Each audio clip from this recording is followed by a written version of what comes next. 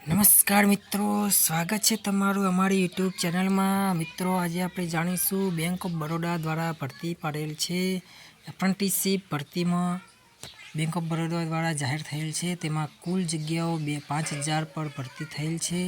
તો તેમાં શું લાયકાત, વયમર્યાદા, તારીખો, સંપૂર્ણ માહિતી આપણે એક જ વિડીયોમાં જાણીશું।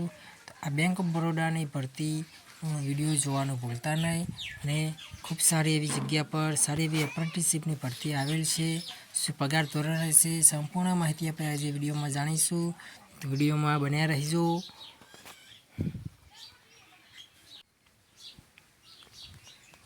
તો આ બેંક ઓફ બરોડાની એપ્રેન્ટિસશીપ ભરતી માટેની ઓફિશિયલ નોટિફિકેશન છે, જેમાં ઓનલાઈન રજિસ્ટ્રેશન ફોર્મ ભરવાની સ્ટાર્ટિંગ ડેટ ઓનલાઈન ફોર્મ ભરવાની ડેટ 19/5/2026થી શરૂ થઈ ગઈ છે અને છેલ્લી તારીખ 8/6/2026 રહેશે। તો આ સમયગાળા દરમિયાન ઓનલાઈન અરજી ફોર્મ ભરવાનું ચાલુ રહેશે।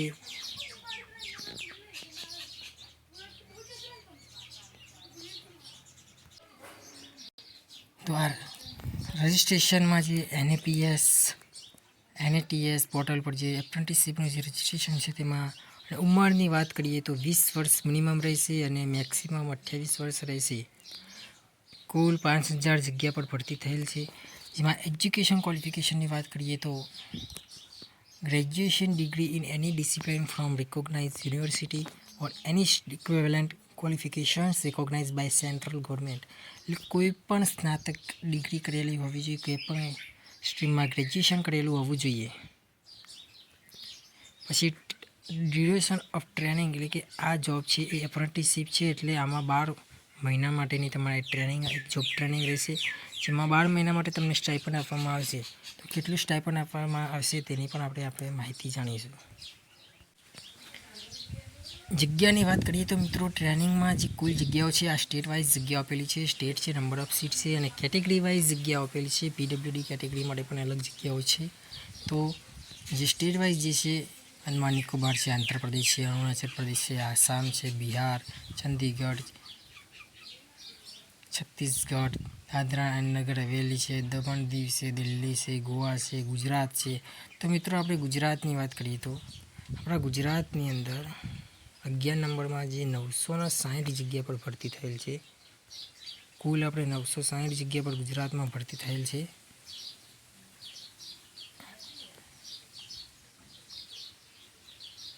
કુલ 5,000 જગ્યાઓ છે અને એમાં કેટેગરી વાઇઝ જગ્યાઓ છે। તો આ ભરતીની અંદર પોતપોતાના રાજ્યમાં જ તમે ફોર્મ ભરી શકો છો, કેમ કે આમાં જે એક લેંગ્વેજ ટેસ્ટ આપવામાં આવે છે, જે લોકલ લેંગ્વેજ ટેસ્ટ હોય છે, જેમાં બોલવાનું, વાંચવાનું અને જે સાંભળીને બોલવાનું, એ 3 પ્રકારના એવા ટેસ્ટ હોય છે, જેમાં તમારે બોલીને આ ટેસ્ટ આપવાનો હોય છે। ગુજરાતી વિષય જો તમે ગુજરાતના હોય ને ધોરણ 10 કે ધોરણ 12ની અંદર ગુજરાતી વિષય હોય તો તમારે આ ટેસ્ટ આપવાની જરૂર નથી।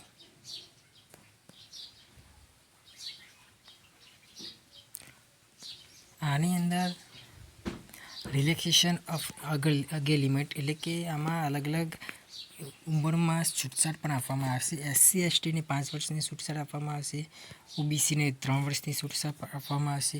એ સિવાય PWD કેટેગરીમાં જે ડિસેબિલિટીવાળા જે કેન્ડિડેટ છે તેમને EWSના OBC EUR એટલે કે જનરલ અને EWS હોય તો 10 વર્ષ, OBC વાળાને 13 વર્ષ અને SC/ST વાળાને 15 વર્ષની છૂટછાટ આપવામાં આવશે।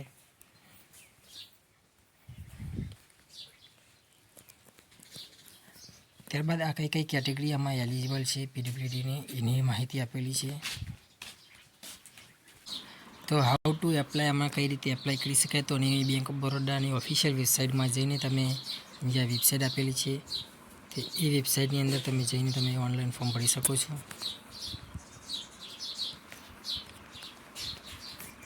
તો કયા કયા ડોક્યુમેન્ટ ઓનલાઈન ફોર્મ ભરવા જોઈશે તેની સંપૂર્ણ માહિતી અહીં લખેલા છે। 10 ડોક્યુમેન્ટ જોઈશે, જેનાથી તમે ફોર્મ ભરી શકો છો, અને કઈ ફોર્મેટમાં જોઈશે અને કેટલી સાઇઝ જોઈશે એ સંપૂર્ણ માહિતી આપણે આ વિડીયોમાં બતાવેલ છે।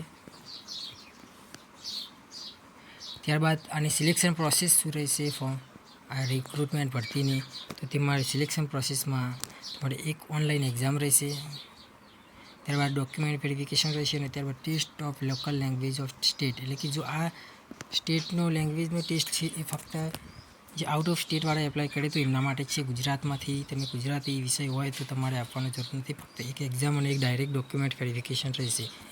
ઓનલાઈન એક્ઝામની વાત કરીએ તો તેમાં સિલેબસ રહેશે જનરલ ફાઇનાન્સ એટલે કે જનરલ નોલેજ બેન્કિંગ અવેરનેસ આવે. 25 પ્રશ્નો 25 માર્ક્સ રહેશે. રિઝનિંગના 25 પ્રશ્નો 25 માર્ક્સ રહેશે. કોમ્પ્યુટર નોલેજના 25 પ્રશ્નો 25 માર્ક્સ રહેશે અને ઇંગ્લિશના 25 માર્ક્સના 25 પ્રશ્નો રહેશે. આ ગણિત રિઝનિંગના કુલ 25 છે અને 25 માર્ક્સ રહેશે. કુલ સમય તમને 60 મિનિટનો આપવામાં આવશે. એક્ઝામ જે છે તમારી હિન્દી અને ઇંગ્લિશમાં 3 સબ્જેક્ટ રહેશે. ઇંગ્લિશ ઓનલી ફક્ત અને ફક્ત ઇંગ્લિશમાં રહેશે. બાકી તમે હિન્દી અને ઇંગ્લિશમાં જ એક્ઝામ આપી શકશો. આમાં મિત્રો કોઈ નેગેટિવ માર્કિંગ રહેશે નહીં. ત્યારબાદ ડોક્યુમેન્ટ વેરિફિકેશન આપવાનું રહેશે. ત્યારબાદ ટેસ્ટ ઓફ લોકલ લેંગ્વેજ રહેશે.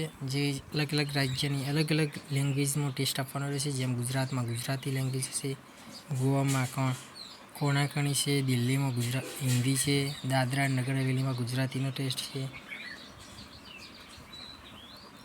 જેમ પંજાબમાં હરિયાણામાં પંજાબી છે. એ રીતે અલગ અલગ રાજ્યના જે ટેસ્ટ છે એ ટેસ્ટ આપવાના રહેશે. પછી મેડિકલ ફિટનેસ એટલે કે મેડિકલ ટેસ્ટ રહેશે. ત્યારબાદ ફાઇનલ સિલેક્શન લિસ્ટ હશે. ત્યારબાદ વેટિંગ લિસ્ટની પણ આ વખતે state wise and category wise waiting list પણ આપવામાં આવશે. કોન્ટ્રાક્ટ ઓફ એપ્રેન્ટિસશીપ એટલે કે આ 1 વર્ષની એપ્રેન્ટિસશીપ ટ્રેનિંગ જ રહેશે. તો પગાર ધોરણની વાત કરીએ તો આમાં એપ્રેન્ટિસ છે એટલે આમાં સ્ટાઇપન્ડ તરીકે બેનિફિટ્સ જે સ્ટાઇપન્ડ છે એ 15,000 રૂપિયા આપવાનું રહેશે. 15,000 રૂપિયા પ્રતિ મહિના એક પર મંથ 15,000 રૂપિયાનું સ્ટાઇપન્ડ આપવામાં આવશે. એ સિવાય તમને કોઈ પણ અલગ એલાઉન્સ આપવામાં આવશે નહીં.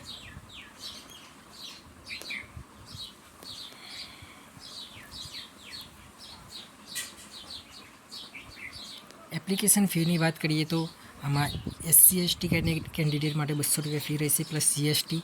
EWD કેન્ડિડેટ માટે પણ 200 રૂપિયા ફી રહેશે પ્લસ GST. જનરલ EWS અને OBC કેન્ડિડેટ માટે એમાં મેલ કેન્ડિડેટ હોય તો એમને 800 રૂપિયા અને ફિમેલ કેન્ડિડેટ હોય તેમને ટ્રાન્સજેન્ડર અને ફિમેલ બંને માટે 600 રૂપિયા પ્લસ GST એપ્લિકેશન ફી રહેશે. આ વેબસાઇટ પરથી તમે ઓનલાઈન અરજી ફોર્મ ભરી શકો છો.